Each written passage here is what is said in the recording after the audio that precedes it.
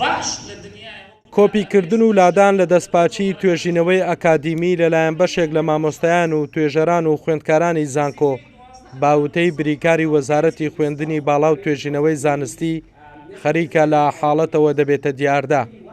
ئەم کارەژوای کرد دیداری دەستپاچی توێژینەوەی ئەکادیمی بۆ ئەنجام بدرێت.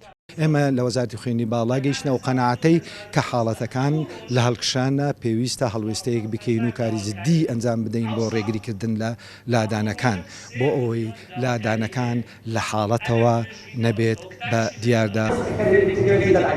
بەشێک لە توێژەران لە کاتی توێژینەوەکانیاندا توێژینەوەیەکی دیکە دەهێن و پێشکەشی دەکەن.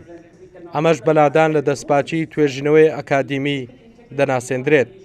سەرۆکی دەستەی دەستپاچێرەیش دەڵێت چاودێری و بەدواداچوون لەسەر ئەم بابەتە دەکەن. ئەمە دیاردێکی ترسناکەوە ناکرێتەوە مامۆستای زانکۆ تەبان وەکو دیاردە دەڵێم بە کورتی بە ئەتیماتکردن لەسەر دزینی هەوڵی خەڵکیتر بەحسەکانی ئەمرێن خۆی پێش بخاتەوە بەحەس خۆ دەزانین شەرتێکە بۆ تەرقیە بۆ بەرەو پێشچوون و هەتا کۆتایی لە بەرەوە بابەتەشی گرنگە و خۆشی کردی خوێندنی باڵایەکێک لەو کەرتانەی ئەمە زۆر چاومان لەسەر.